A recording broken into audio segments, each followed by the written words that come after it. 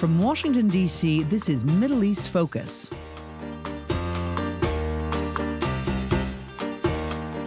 Hello, and welcome to Middle East Focus, a weekly podcast on regional affairs and U.S. policy, produced by the Middle East Institute in Washington, D.C. I'm Alistair Taylor, MEI's editor-in-chief.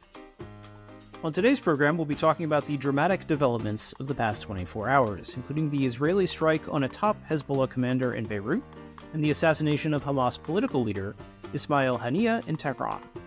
While Israel was widely expected to retaliate for the July 27th attack on the Arab Druze village of Masht al-Shams in the Golan Heights that it attributed to Hezbollah, these killings represent a major escalation and could potentially spark a wider regional conflagration. Much will depend now on how Iran, Hezbollah, and the Axis of Resistance respond. You can subscribe to Middle East Focus on Spotify, Apple Podcasts, and other podcast providers. To help us understand where things stand, the impact of the killings, and the potential scenarios moving forward, I'll be speaking to two regional experts, Nimrod Goren and Paul Salem. Today's episode will be divided into two parts. I'll be speaking to Nimrod in the first segment, followed by Paul in the second. Nimrod Goren is the Senior Fellow for Israeli Affairs at the Middle East Institute, President of MITVIM, the Israeli Institute for Regional Foreign Policies, and co-founder of Diplomeds, the Council for Mediterranean Diplomacy. Nimrod, welcome to the podcast, and thank you very much for joining us. Thank you. Pleasure being here. Obviously, there's quite a lot to discuss, so let's dive right in. There have been a number of major developments in just the past 24 hours, including the Israeli strike on top Hezbollah commander Fouad Shakur in Beirut and the assassination of Hamas political leader Ismail Haniyeh in Tehran. All of this comes against the backdrop, of course, of the war in Gaza, which has been ongoing for nearly 10 months now. To start off with, can you briefly give us a sense of what the regional landscape looks like today as seen from Jerusalem? It's surprising in a way, because for the past few days, the Israeli mindset was anticipating the Israeli reaction to what Hezbollah did on Saturday with the Masht al-Shams attack, and all eyes were in Lebanon, Beirut, what will be the mode of reaction. And then after that happens, very quickly later, we are turning the eye to Tehran. So the regional landscape is one in which Israel apparently has quite a bit of freedom of action and capability of action, which is quite different than how Israel perhaps perceived their own capacities after the failure that we suffered in October 7 onward. So it is seen as an achievement by Israel. It is seen as something that weakens the Iranian axis in the region. It now leads Israel to a more defensive mode of preparing to whatever reaction will happen next, and we're not sure when it will happen, what it will entail, what will be the next step afterwards. And it shows some kind of a paradox that exists within the Israeli discourse. On one hand, people are very alarmed by what's happening over the last few months, especially on the Israeli northern border, and want decisive military action to take care of that. On the other hand, people are very concerned about the implication of full-fledged war with Hezbollah, which could have devastating consequences for the Israeli home front that we haven't seen during the fighting with Hamas in Gaza. Nimrod, I should note up front, of course, that Israel has not claimed responsibility for the assassination of Haniyeh, but that's kind of in keeping with operations carried out in Iran that are widely attributed to it. But what do these kind of operations tell us about Israel's capabilities? It's interesting to see how on Lebanon, the claim for responsibility happened quite quickly. Now the IDF is not making that when it comes to Tehran. The question, of course, is why this is happening, partly because it leaves a space for deniability for Hamas and Iran, if they want so, as a face-saving tool to kind of postpone the reaction. It maybe even helps the Americans when they are asked in questions about how much, if at all, they were involved in this Israeli action. And as long as Israel doesn't claim it, then they could take a bit of a step backwards from that. So that's part of the reason. But in fact, like I mentioned before, it enables to showcase a capacity of operation that is happening almost in parallel in different locations within the Middle East, in very hostile environments, against figures that are maybe one of the top targets that Israel ever had on its list, and all of that in quite difficult consequences or constraints that Israel is managing to overcome. So in that regard, I think even without a claiming of the responsibility, it showcases capabilities that resemble for Israelis the stories they heard about Israel's past, about heroic military operations all across the globe, whether against the terrorists or others. That's the Israelis that people are kind of yearning for. when we see all the negative news, also domestically, also with the neighbors, it's a showcase of power, of strength, and that Israel has been looking to fill that again. Whether it's short-sighted, we'll see in the coming days. And I think that's when the discourse may flip to seeing the downside of those operations. Nimrod, how does this affect the war in Gaza and Prime Minister Benjamin Netanyahu's pledge in his speech to Congress last week to fight until Israel achieves what he called total victory, the destruction of Hamas's military capabilities and its rule in Gaza?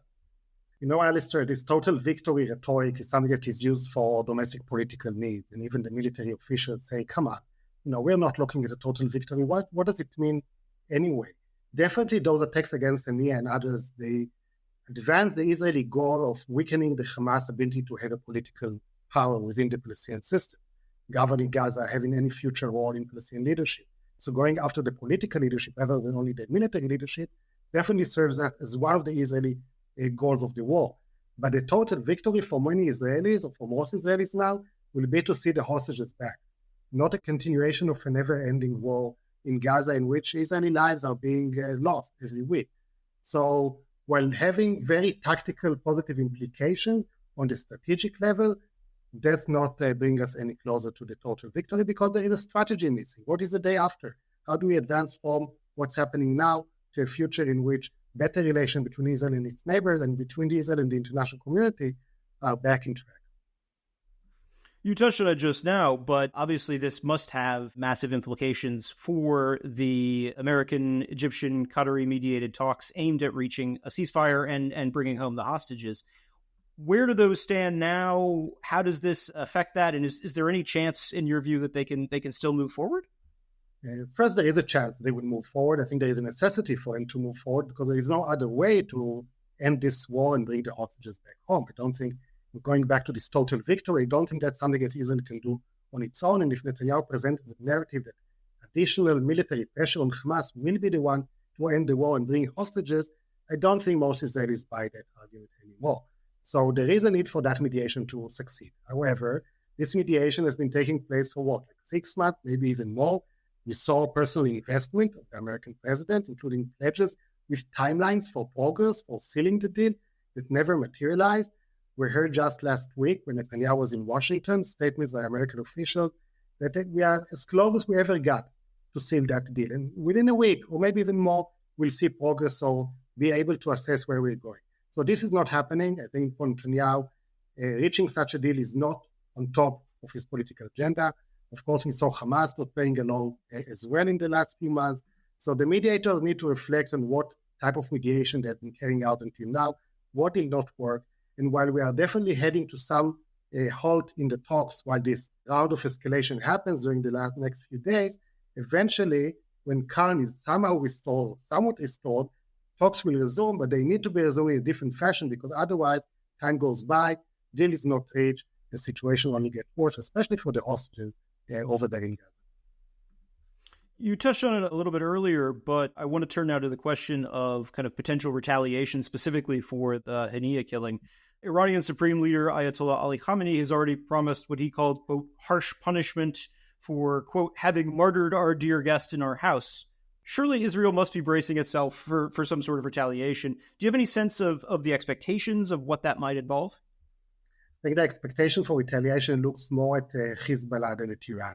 Of course, we hear what is coming from Tehran, and definitely there is a concern of the fact that Haniyeh was on Iranian soil and the statements made by the Iranian leadership. But the assumption, if we look at the rules of engagement between Israel and Iran, rules of engagement that have been changed last April with the attacks in Damascus, that was when Iranian officials are being directly hurt by Israelis on Iranian sovereign territory. That's when Iran directly attacks Israel. Will Iran do the same for the sake of Ismail Haniyeh, or will it utilize its proxies in the region? And there are quite a number of those who are already engaged in retaliation against Israel, and one of them, especially Hezbollah, now has a reason of its own to act. I would think that the first reaction you would see will come from Lebanon and not from Iran. Nimrod, Israel now seems to be either engaged directly in or teetering on the brink of war on 3 different fronts, with Hamas in Gaza, Hezbollah in Lebanon, and now, of course, Iran itself. What's Israel's broader strategy here? We spoke about the lack of strategy before, and I think that's a question that was posed to Israel's prime minister by the American president and others in the international community. What's the end game? How do you get out of this prolonged war to something else? I think for Netanyahu, especially on Gaza, the prolonged war is the strategy. Low intensity, one that Israel can manage. It will not lead it to suffer too many losses, but retaining the control over the Philadelphia corridor along the border with Egypt, this corridor in Netzarim in the middle of the strip, and in the periphery of Gaza to ensure Israeli security control. That's the vision of Netanyahu. He presented it, I think, in the U.S. when he was there last week, not talking about the return of the Palestinian Authority, but rather some Palestinians who are not affiliated with Hamas taking over. That's not really realistic. He has a vision there. On Lebanon, I don't think we even hear that. So there's no plan of how do you go out of this situation and enable those tens of thousands of displaced Israelis to go back to their communities, to have a sense of security, and make sure that some better reality enables the two sides to continue with their life as was done before. So there is a lack of strategy, and the fact that so many fronts are being dealt with in parallel. And by the way, there are also others. We heard of missiles going from Iraq, the Iranian-backed militias. We know what happens with the Houthis in Yemen. So this is an unprecedented map of challenges of security threats that Israel facing. Currently, it seems like Israel militarily-wise has the capacity to deal with that, but it also has domestic implications. And what you see over the last weeks, even yesterday, in the Israeli society, the rise of the far right, what does it mean for the Israeli social cohesion? How do different sectors within the Israeli society respond to this prolonged period of crisis that we are facing? For many Israelis, the sense is that the more danger that we face comes from within rather than from our neighbors. Nimrod, you kind of touched on the lack of strategy from Netanyahu. What do you see as the way out of this escalatory spiral then? What can outside actors do? How can we prevent the outbreak of a kind of a full-fledged regional war? So you have different phases to that, because now in the immediate term, you need to contain whatever will happen during the next few days. And again, we have the model of April 2024 with the tit-for-tat between Israel and Iran and how that was contained. Much of it will depend on the results of the Hezbollah retaliation. So if the anticipation in Israel is for missiles to be fired at Israel to a territory that wasn't fired until now by Hezbollah, whether it's a big city or military target, whatever happens with that, the scope of Israel's ability to block that, the scope of civilian casualties or military casualties, will impact the next Israeli move. So the international community should try and contain this tit-for-tat to make an end at least for that. And then, of course, what we need to see coming out later is President Biden living up to the commitment he made publicly last week that in his remaining months in office, he will prioritize ending the war, bringing the hostages back, and returning the situation to as best as it could be. He was also talking about peace in the Middle East. I'm not sure whether we will achieve that by January, but some sort of a different modality of engagement on a diplomatic front that can really move things forward. But we have constraints, and as long as Israel is the current leadership in place, and that will take some time to replace, the prospects of achievements is limited. And the real breakthroughs could be done only once you have moderate leadership on both sides that are willing to engage, that envision a future of peace, and that are willing to work for regional cooperation, mutual empowerment, rather than the other way around. Finally, Nimrod, just want to get your outlook. How do you see things playing out moving forward, and any kind of last thoughts that you might have? So again, the moving forward, I think we must have a positive outlook on things. And so many negative developments are happening in the region.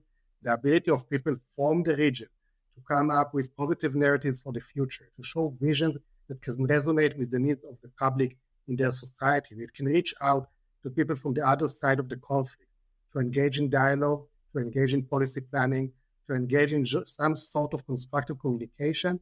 I think this will shape the ability of the next generation or the next round of leadership to actually work together. I think that's something that within the Israeli civil society, many actors, many NGOs, many think tanks are trying to do. I know it happens also on the regional level. It needs international support, but that sort of dialogue should be fostered, because otherwise what people see on the news, what they feel on the street, is only the negativities, and we don't want that to shape their mindset going forward. We'll have to leave it there for now, but Nimrod, thank you very much for joining the podcast. Thank you very much. Paul Salem is MEI's Vice President for International Engagement. He previously served as the Institute's President and CEO.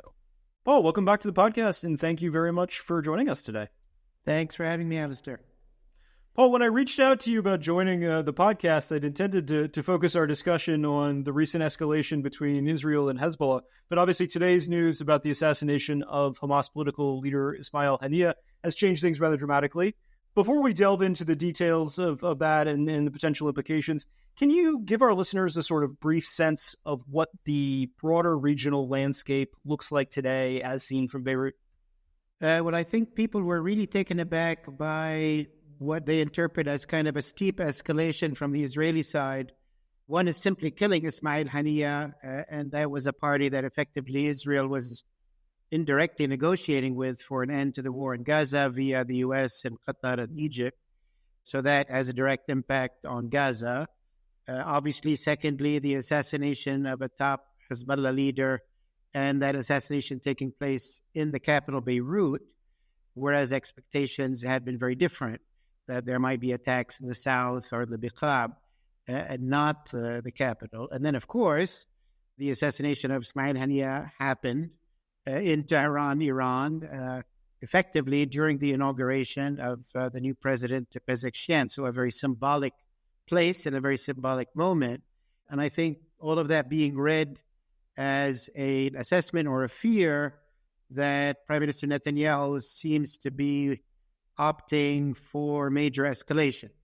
And we can talk more about how that might play out. But because most analysis was as a response to the attack in the Golan Heights, he had a lot of options to hit targets in the south and in the Biqaa, which will be painful for Hezbollah, but would not be seen as a major escalation.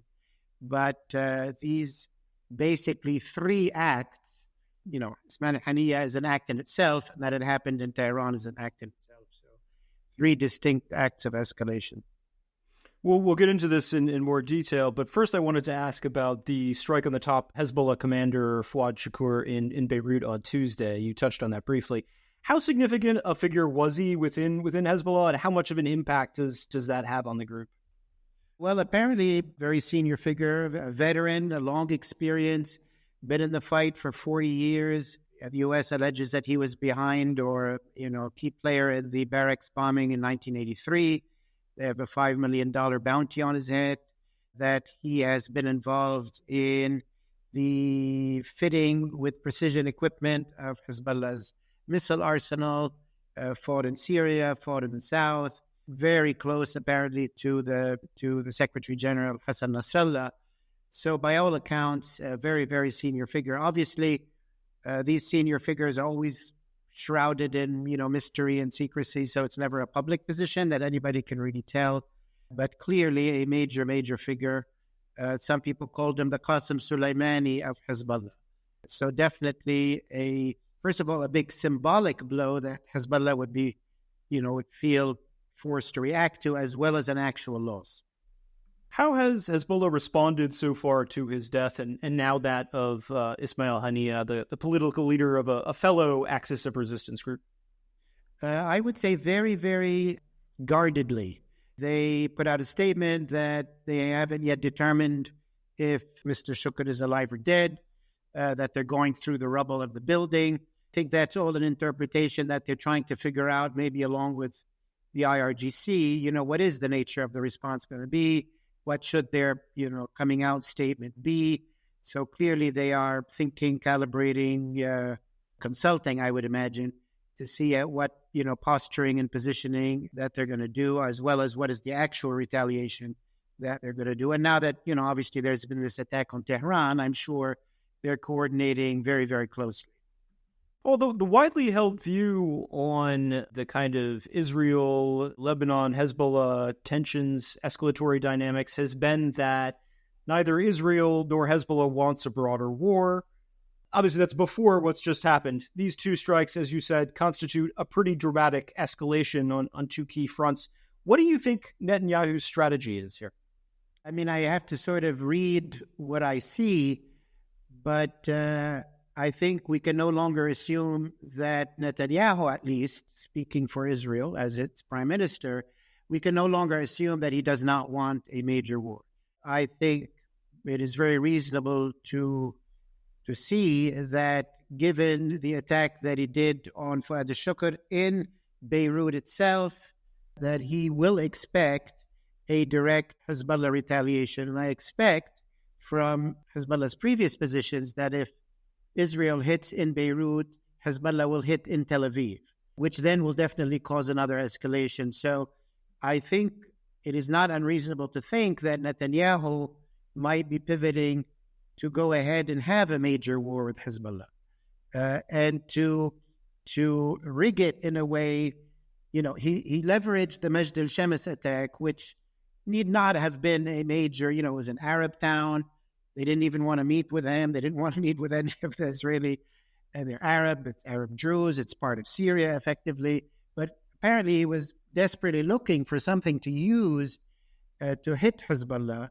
And he also needs Hezbollah to attack Israel in order to trigger American commitment to Israel defense and so on. He cannot simply launch a war on Hezbollah. That would, not sit well with the Americans.